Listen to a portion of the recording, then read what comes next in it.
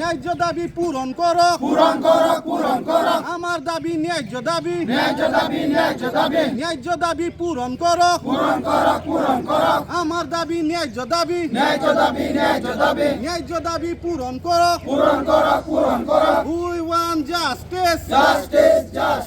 No justice, no rest. We want justice.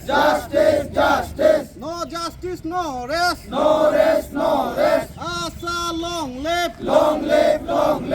Asa long live. Asa long live.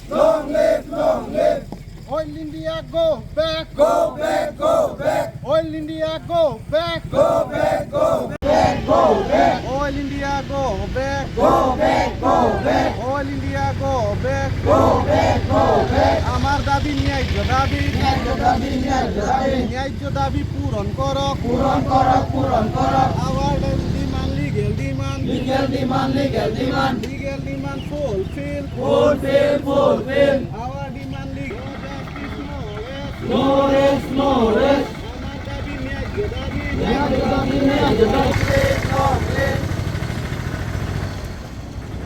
Oil India go back. Oil India go back. Oil India high.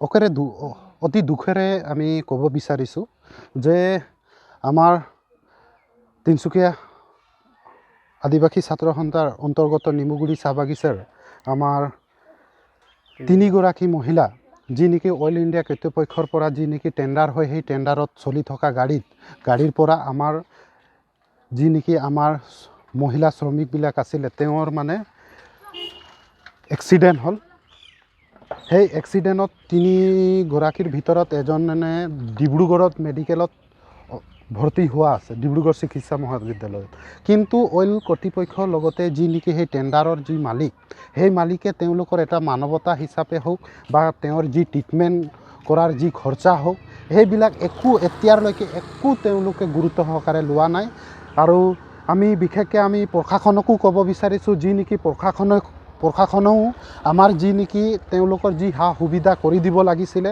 আৰু যি প্ৰশাসনত যি থানাত এই কেছখন যোৱা হৈছিল গুইজান থানাত কিন্তু গুইজান থানাৰ আইচিৰো এই ক্ষেত্ৰত তেওঁৰ মানে মানৱতা হিচাপে আৰু তেওঁ কিবা এটা ভালকৈ এটা উচিত বিচাৰ এটা কৰি দিব লাগিছিল কিন্তু এটা উচিত বিচাৰ তেওঁৰ ফালেদিও আমি চাব নাপালোঁ সেইবাবে আমি অতি দুখৰে আজি এই অইল ইণ্ডিয়াৰ বিৰুদ্ধে আমি ধৰ্ণা কাৰ্যসূচী আমি ৰূপায়ণ কৰিছোঁ সেই ধৰ্ণা কাৰ্যসূচীৰ আমাৰ দুটা দাবী আছে আমাৰ দুটা দাবীৰ ভিতৰত অইল ইণ্ডিয়া কৰ্তৃপক্ষই তেওঁলোকক উন্নত চিকিৎসা দিব লাগিব লগতে তেওঁলোকৰ যি নেকি তেওঁলোকতো খাটি খোৱা শ্ৰমিক সেইবাবে তেওঁলোকক এককালীন হিচাপে 20 লাখ টকাৰ আমি দাবী জনাইছোঁ